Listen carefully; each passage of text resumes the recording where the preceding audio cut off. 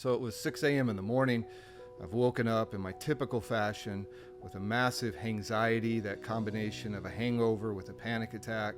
I'm shaking, I'm sweating, my liver's hurting, I'm nauseous. And I realized that I could not stay in that sense of suffering any longer. That if I did, I wouldn't be on this planet much longer. And the second thing is I knew that I needed to take action. That if I didn't take action in that moment, I would delay the decision and I'd later talk myself out of it.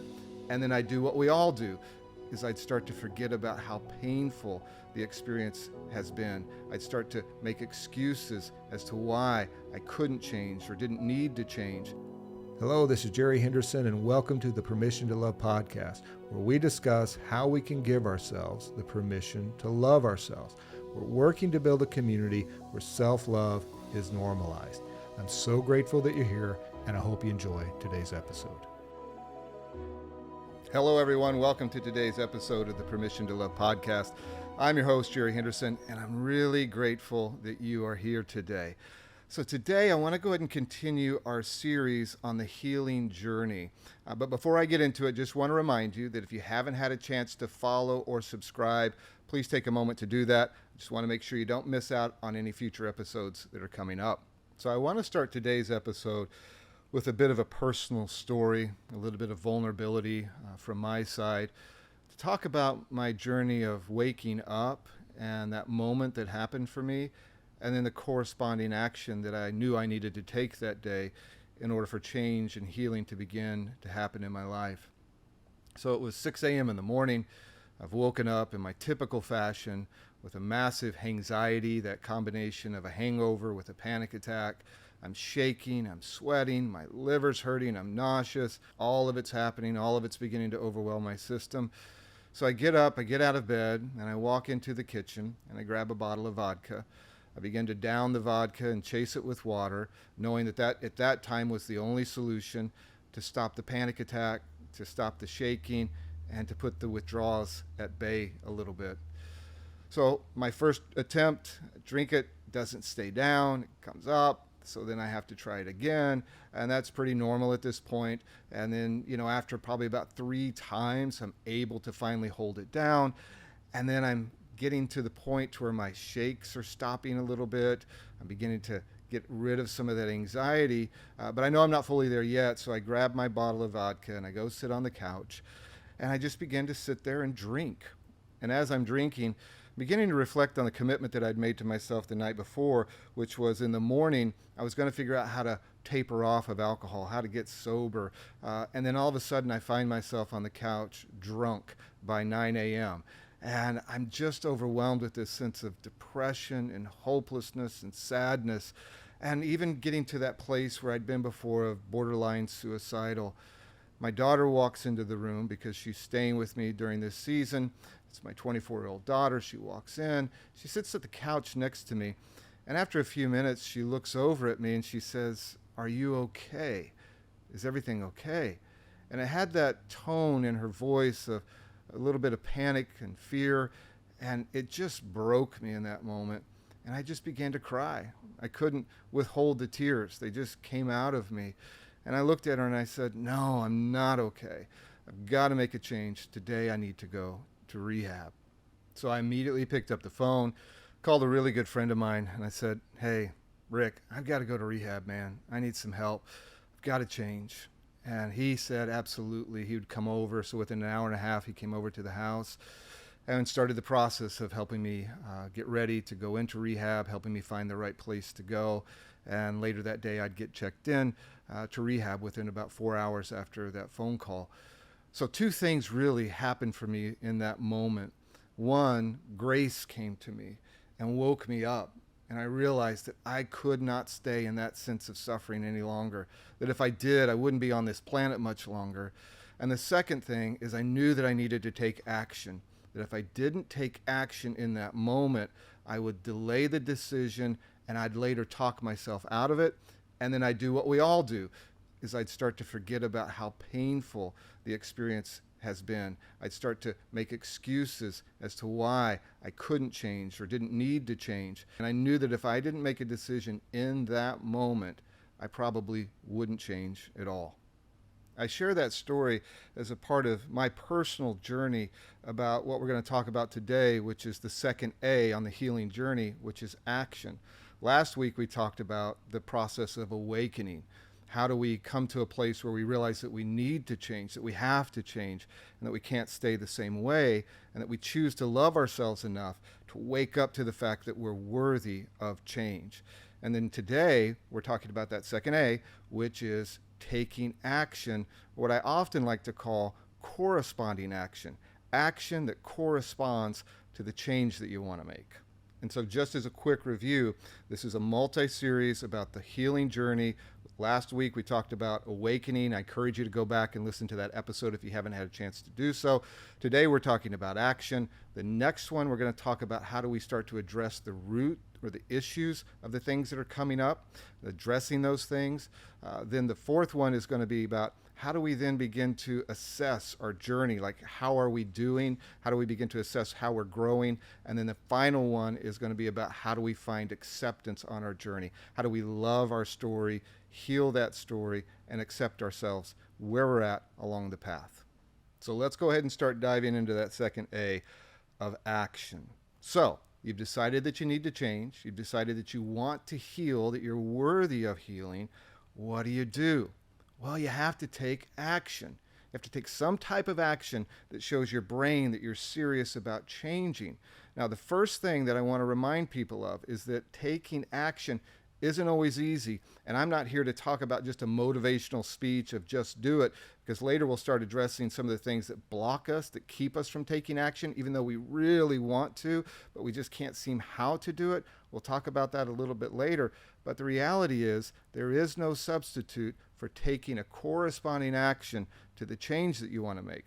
Now, one of the biggest things, or one of the biggest mistakes I see people make, is that they delay that action. They go through this process of they make a decision, I want to change, I need to change, but then they delay action, and then they start to default back into the old behavior.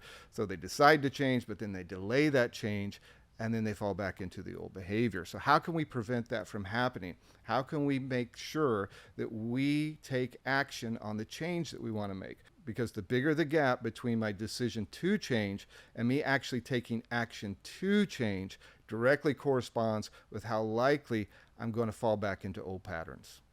So how do we begin to take action? Well, the first thing is I think we have to start by understanding why we haven't taken action, or why we're unwilling to take action in the past, because you probably know that you need to change or that you need to heal, and you might have even tried to change in the past, and that's kind of caused you to give up on trying to change or to lose hope. So we want to go in and we want to start doing the work of understanding why we're not taking action. Because once again, this isn't just a motivational speech of get up, just do it, make something happen. Because people who've dealt with trauma and shame often don't respond well to that type of motivation. There's a piece of us that needs to be healed. There's a layer of us that needs to have compassion shown towards it so that it can open up to us, so that we can understand why we haven't been making the changes. What are the things that are preventing us?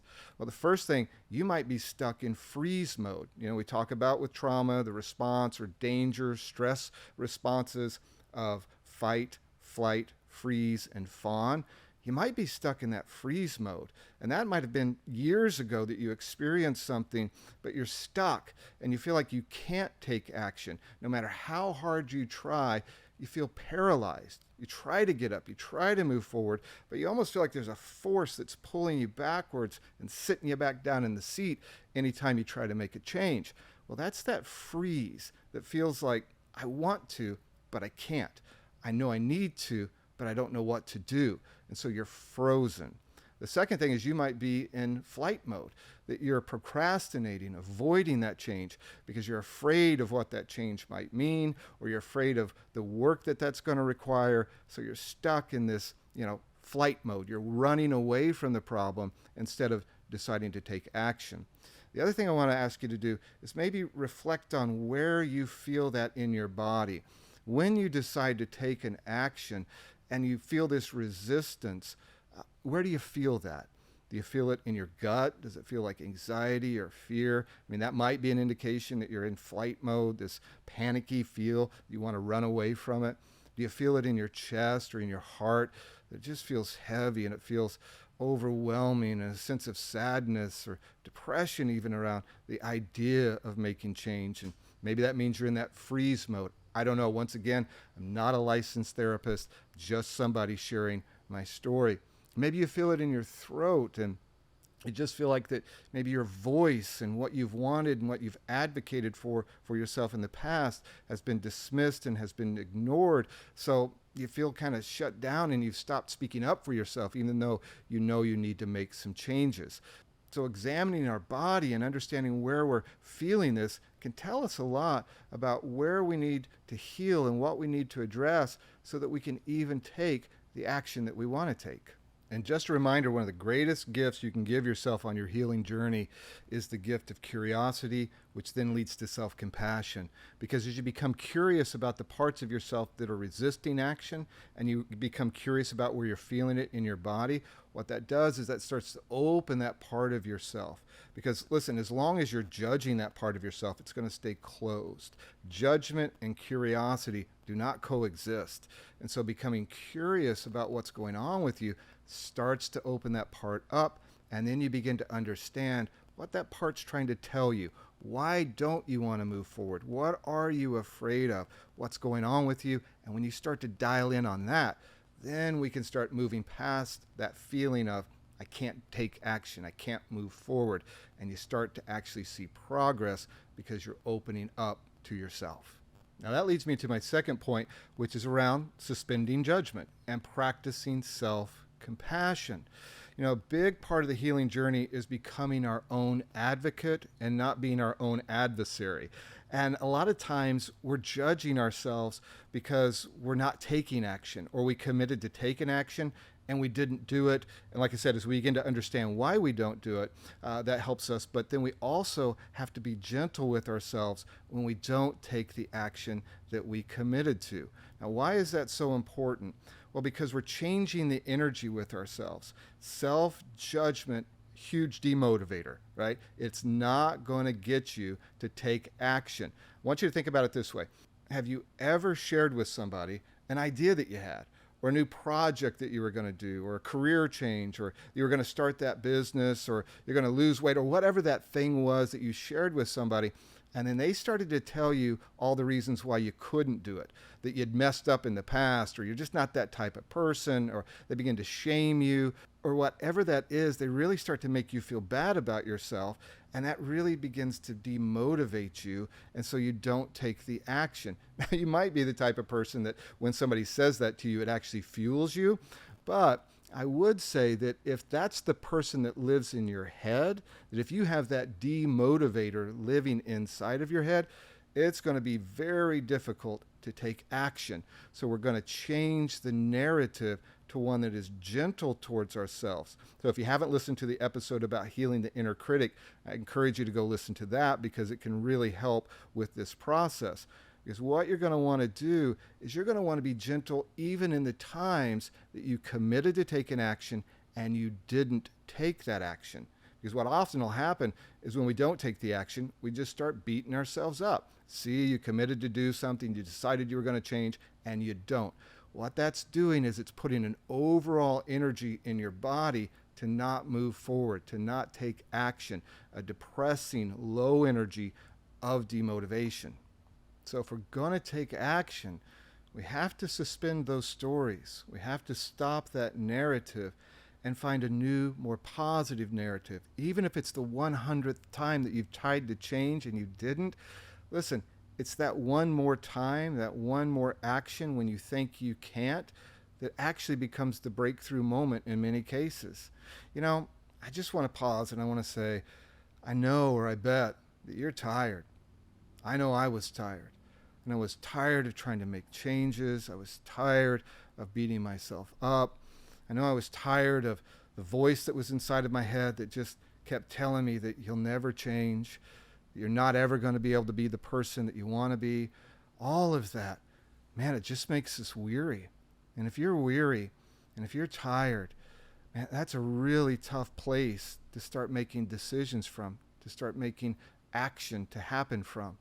So a part of what I want to encourage you to do is see that part of yourself that's tired, to see that part of yourself that's weary, and love that part of yourself. Stop judging that part of yourself.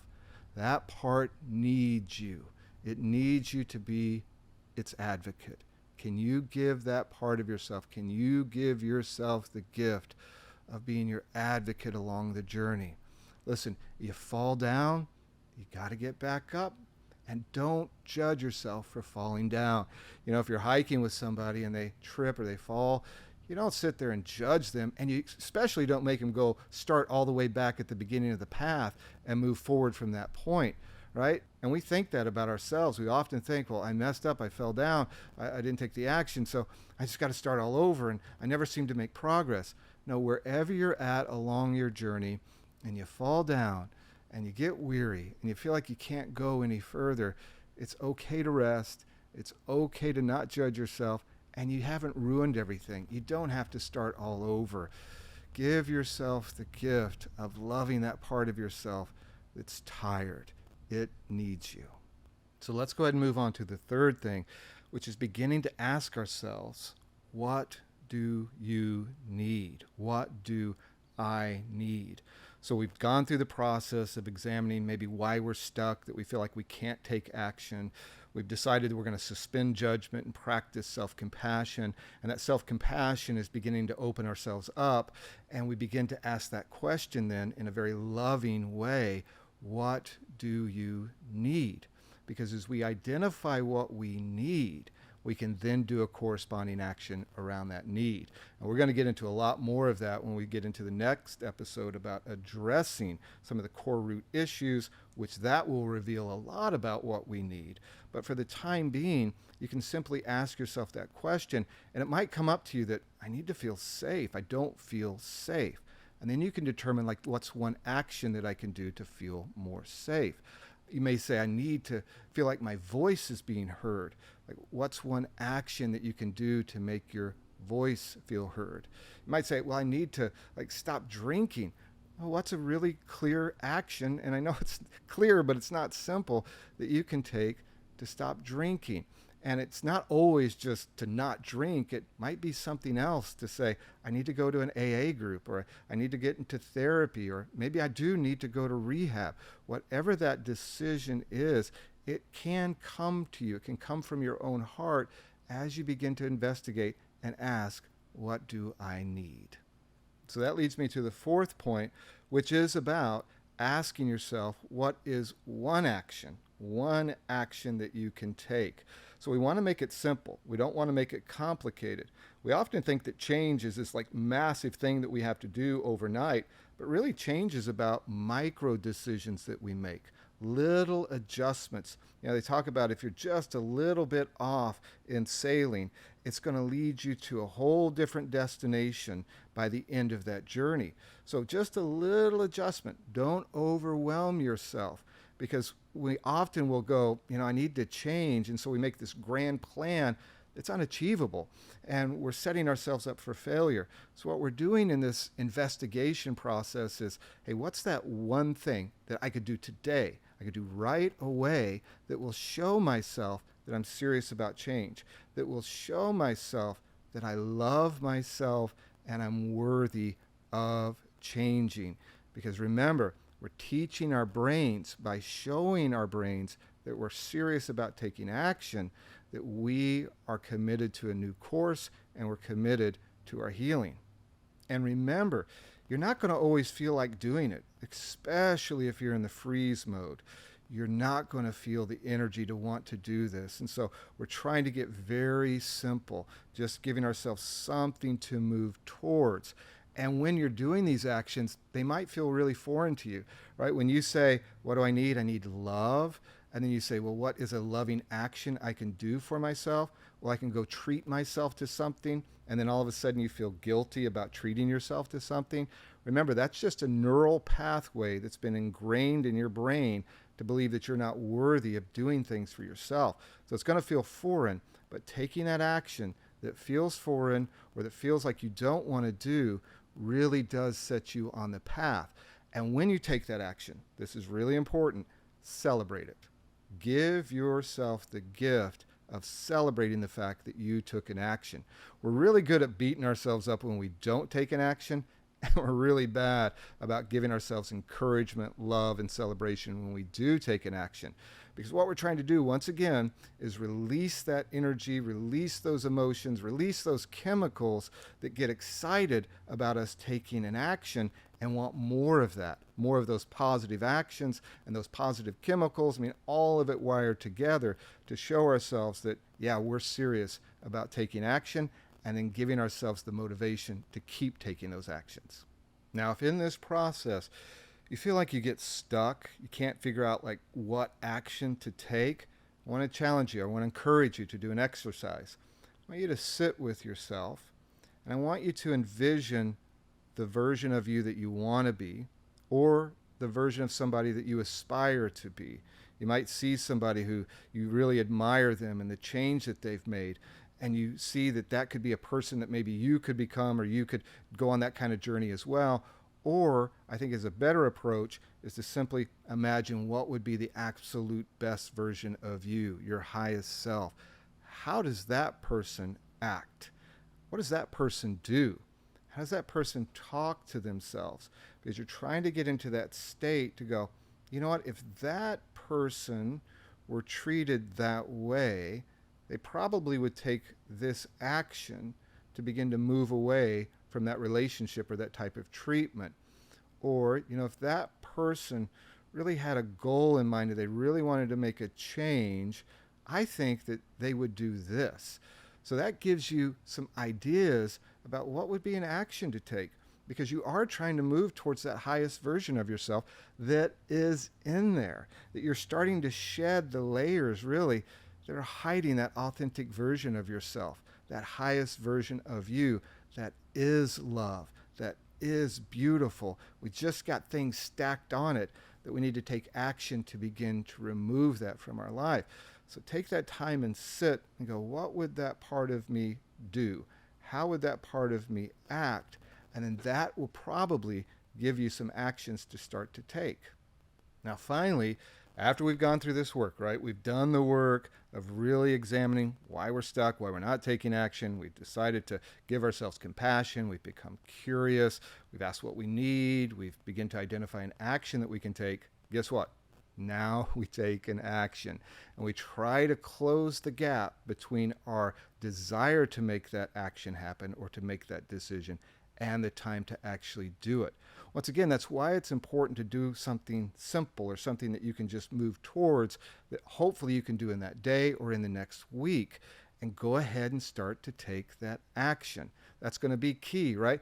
No matter what we say, no matter how much we're committed to change, if we don't start to take an action, nothing changes. So the final thing is to go ahead and take the action. Now, if you don't, once again, we're going to go back to the other point, which is don't shame yourself, don't judge yourself, love yourself, even in not taking that action, and then just commit to do it again, and just commit to do it again and again until you do it.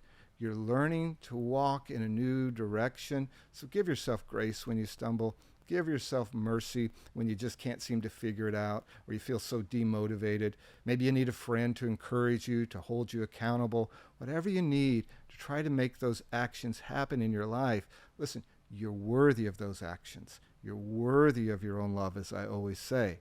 So take that action. So write it down, and then you're going to commit to a certain time frame to make that decision happen. Once again, hopefully that day, or hopefully in those next few moments. And then you're going to begin to move towards that new and highest version of yourself. And just an encouragement, you can do this. You can change. You can take the action that you need. I really believe in you. You know, if I did it and I can do it, where I felt just so hopeless, and I know others who've done it, listen, that narrative that's in your head that says you're the only one who can't change, that you can't do it, that's just a pattern. It's just an addiction to shame or thinking negatively about yourself. I had the exact same thing. Thought I was the only person who wasn't going to be able to make the changes. You can. I believe in you. I'm grateful for you, and I'm grateful that you're here listening to this podcast as a step, as an action to learn about how you can learn to give yourself permission to love yourself. Well, that's it for today's episode. Thank you for being here. Thank you for taking your time to watch and to listen. So I do have a few quick announcements. One, I started a YouTube channel. It's at Jerry A. Henderson, the same as my Instagram. You can find me on YouTube, where I'm now doing video podcasts. So if you're interested in a video podcast, you can watch it there. Or if you're on YouTube, you're actually watching this right now. That's the first announcement. The second is that I want to encourage you to sign up for my newsletter. You can sign up at jerryhenderson.org/newsletter, or you can simply go to the show notes in this episode and follow the link there. And finally, if you do need coaching to help you on your journey of healing your relationship with yourself, becoming the highest version of yourself, giving yourself permission to love yourself, I do offer coaching. I've got a 3-month program, and then I also have other sessions that you can be a part of. So you can see the link in this show notes episode to find out more information, or you can go to jerryhenderson.org/coaching. And you know, one of my favorite things about doing this podcast is hearing from you. You're the reason why I started this podcast. I just wanted to take my story and my journey and offer it up to see if it could help other people learn how to love themselves, how to address shame in their life, and really begin to heal their relationship with themselves. And so hearing from you is a gift. So you can find me at Jerry A. Henderson on Instagram. Send me a DM, make comments there. You can also send me an email at jerry@jerryhenderson.org. Would love to hear from you. Love to have questions from you. So whatever you want to share with me, feel free to reach out to me there. And remember, as always, you are worthy of your own love.